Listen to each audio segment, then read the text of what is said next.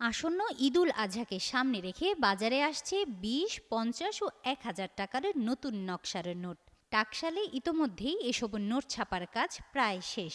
এবারের বিশেষত্ব হলো নতুন নোটে থাকছে না বঙ্গবন্ধু শেখ মুজিবুর রহমানের ছবি, বরং ফিরে আসছে পুরনো নকশা এবং জুলাই অভ্যুত্থান ভিত্তিক গ্রাফিতি।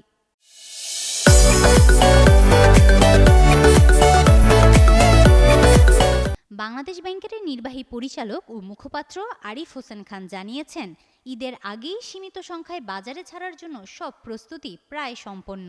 তবে নির্দিষ্ট তারিখ এখনও জানানো হয়নি। ২০ টাকার নোট সবার আগে বাংলাদেশ ব্যাংকে হস্তান্তর করা হবে। এরপর পর্যায়ক্রমে আসবে ৫০ ও ১,০০০ টাকার নোট। এগুলো আগে ব্যাংকের প্রধান অফিস ও শাখায় যাবে, পরে পাবেন সাধারণ গ্রাহকরা। গত ঈদুল ফিতরের আগে বঙ্গবন্ধুর ছবিযুক্ত নোট নিয়ে বিতর্কের কারণে নতুন নোটের বিনিময় বন্ধ রাখা হয়।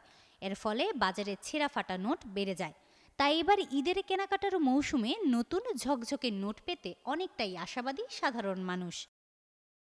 তবে চাহিদার তুলনায় ছাপা কম হওয়ায় বাজারে সংকট তৈরি হওয়ার শঙ্কাও উড়িয়ে দিচ্ছেন না সংশ্লিষ্টরা। হিমাতুল জান্নাত, যুগান্তর নিউজ।